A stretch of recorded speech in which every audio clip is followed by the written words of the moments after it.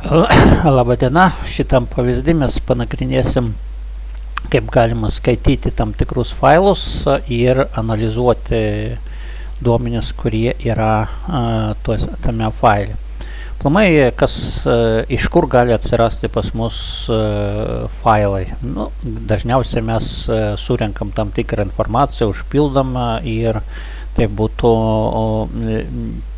tam tikri duomenys, kurios paskui mes galim ir apiforminti kaip failą ir rašyti jį ir paskui skaityti.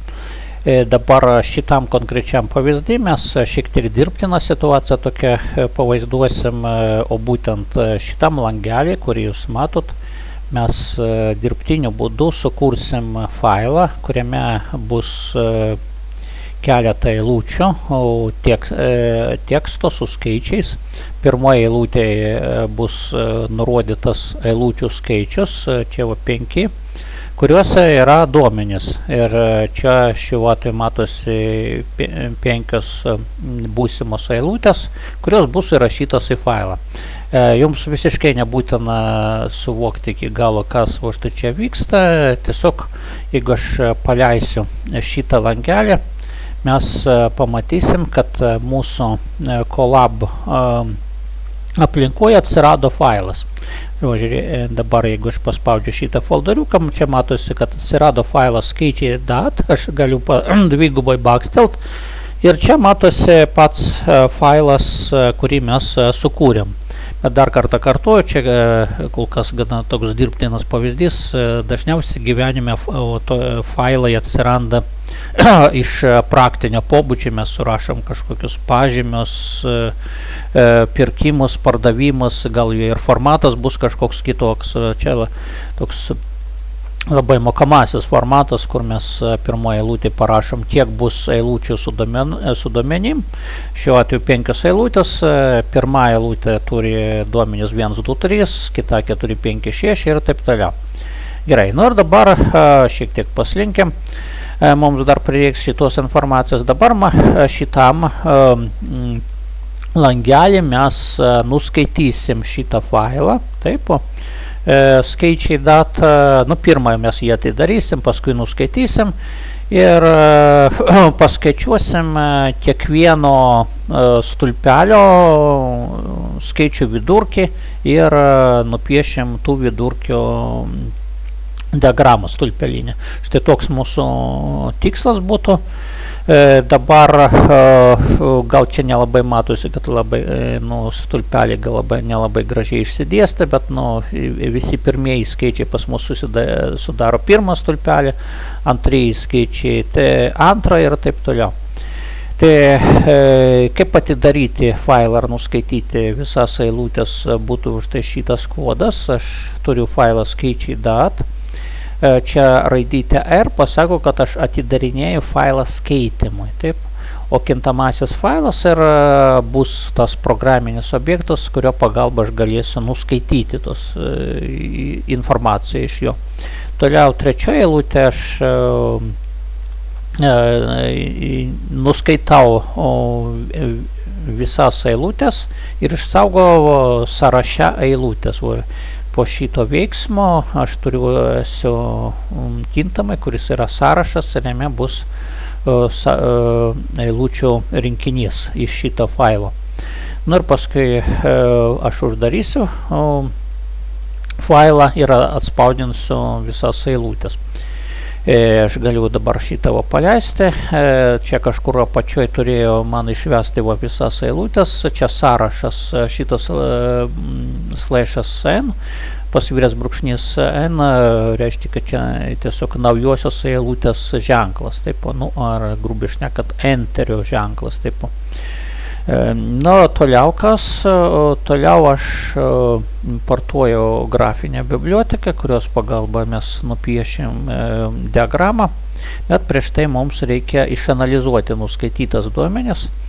12 eilutėje aš skaičiui n didysis priskiriu štai šitą reikšmę. Šiuo atveju čia pas mus 5 parašyta, taip, čia 5 eilutės su duomenim, tai čia bus 5. Ir atspausdinu šitą n. Paskui aš sukursiu 3 sąrašus, iš pat pradžių jie tušti, kuriuose aš laikysiu informaciją iš nuskaitytų eilučių. O šitam sąraše pirmieji aš norėsiu patalpinti 1, 4, 7, minus 10, 20, antrieji 2, 5, minus 8, 5 ir 3, nu ir trečias būtų tretieji 3, 6, 9, 19 ir 7. Štai tai tokie turėtų būti sąrašai. Tai dabar kaip šitą padaryti, aš su kintamuoju į for ciklu važiuoju pagal seką skaičių nuo vieneto iki n pas mus 5 iki 6, tai bus 1, 2, 3, 4, 5. Ir imu atitinkamas eilutę, nu čia eilutės prisiminkit, kad tai yra sąrašas, jeigu čia vienetas būtų, tai čia iš esmės už tai šitą eilutę. Ką aš darau su šitom eilutėm, aš juos dalinu į atskirus elementus pagal tarpo, taip čia tarpo viskas išskirta, reiškia eilutė split, tai pas mus gausis eilutė, kuri iš tikrųjų bus sąrašas 1, 2 ir 3. Paskui aš šitą eilutę naudoju kaip pagrindą tam, kad sukurti jau skaičių sąrašą. Čia va, praeitą sykį pas mus buvo tokia sintaksė, čia sąrašo komponavimas, aš važiuoju su X pagal šitą nuskaitytas reikšmes ir imu konvertuoju tekstinę reikšmę į sveiką skaičių.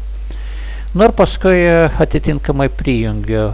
Iš čia aš, pavyzdžiui, nuskaičiau 1, 2, 3, tai vienetas eis į pirmą sąrašą, paskui dvejetas eis į antrą sąrašą, o trejetas eis į trečią sąrašą, prisijungs. Ir taip darau pagal visas eilutės, pradedant nuo šitos. Toliau aš šitoj vietoj atspausdinu, gal atspausdinkim visus, tai pirmieji, antrieji ir tretieji, kad būtų aišku, taip praleiskim dar kartą.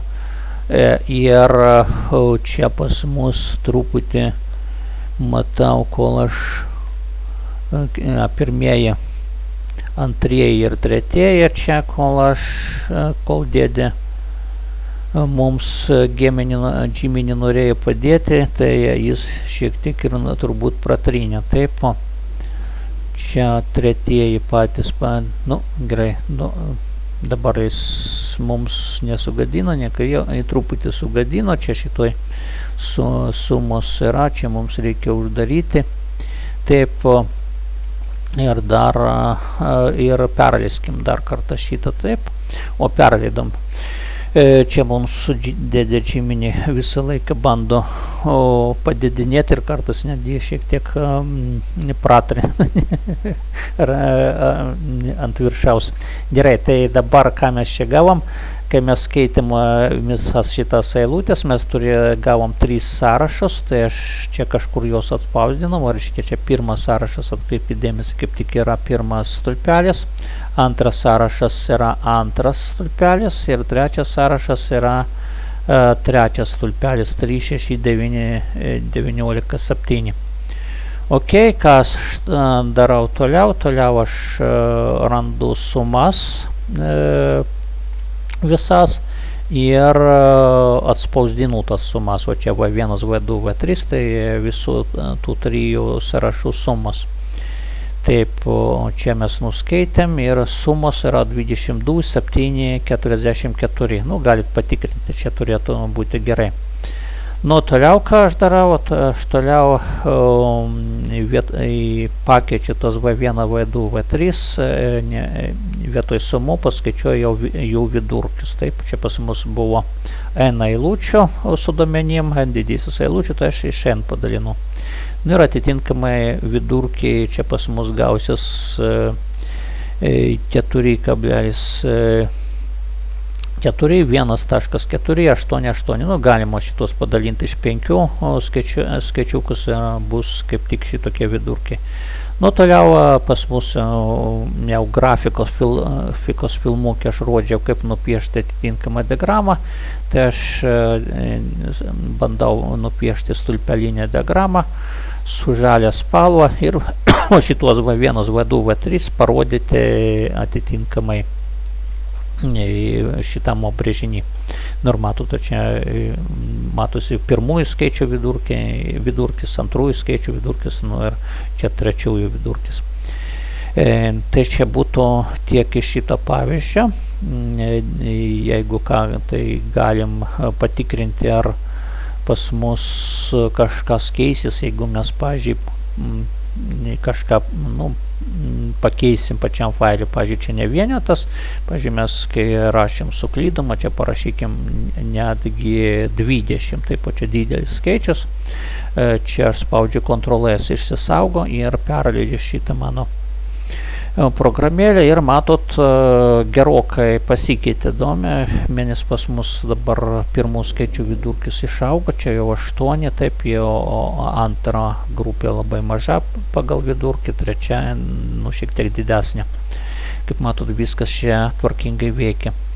Antras pavyzdys su duomenim šiek tiek gal naudingesnis. Šiuo atveju aš negeneruoju duomenis pačiam kompiuteriu, aš atsisiunčiu duomenis. Reiškia, šituo adresu aš patalpinęs keletą duomenų su skaičiais, čia VSK1 data. Man šitas kodas tiesiog prieš tai ištrina SK1 dat, jeigu jis jau buvo trečioje eilutė, paskui su vget komanda atsisiunčia duomenis ir su SK1 SK1 dat aš tiesiog pasižiūriu šitos duomenis. Aš galiu šitą nukopijuoti ir parodyti jums, kad čia nemeluoja, o čia aš jeigu jungsiu, tai matosi, kad realių vaizdų galiu parodyti, kaip atrodo šitie duomenys. Tiesiog reikia įrašyti šitą adresą į naršyklę ir matom, kokie ten duomenys pas mus įrašyti. Maža to, dar čia taip pat yra ir kiti duomenys, SK2, jeigu čia parašysit, čia bus kiti duomenys. Tai čia aš sugeneravęs Žalynas LT svetainiai, kur kažkada tai pas mus Moodle buvo kažkiek duomenų ir mes juos galim analizuoti dabar. Dabar nuo 7 eilutėj aš atidarau failą ir vėlgi panašiai kaip ir kažką tik tai aiškinau, nuskaitau visas eilutės, atspausdinu šitas eilutės. Nu ir toliau atlieku panašius veiksmus dabar tik tai su 5 grupėm, nes mūsų šitas kodas jau atlieka veiksmus su 5 grupėm. Taip, o čia pas mus SK1 data, jeigu aš paspausiu, čia matosi, čia duomenys sudaryti iš 20 eilučių ir kiekvienoje eilutė yra po 5 skaičius. Tokius duomenis mes čia bandom skaityti ir analizuoti. Tai mes lygiai taip pat kaip praeitam pavyzdį nuskaitam tos duomenis, patalpinam į atitinkamus sąrašus.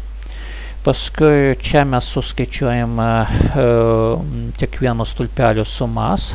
Taip pat čia sum matosi, čia tas sumas aš atspausdinu. Nu, paskui aš su skritulinė diagramą parodau, kaip išsidėstyto pas mane šitos visos sumos. Čia jeigu paleisim, tai matosi jo visi tarpiniai duomenys ir čia matosi, kad pirmieji pas mus maždaug po vienodai čia yra išsidėsčiusios visos šitos visi šitie skaičiai, visos šitos sumos. Taip, to nereikia stebėtis, nes tai kaip aš gaminau tos skaičiukus, tai aš stengiausi maždaug iš vienodų intervalo su vienodu intensyvumu čia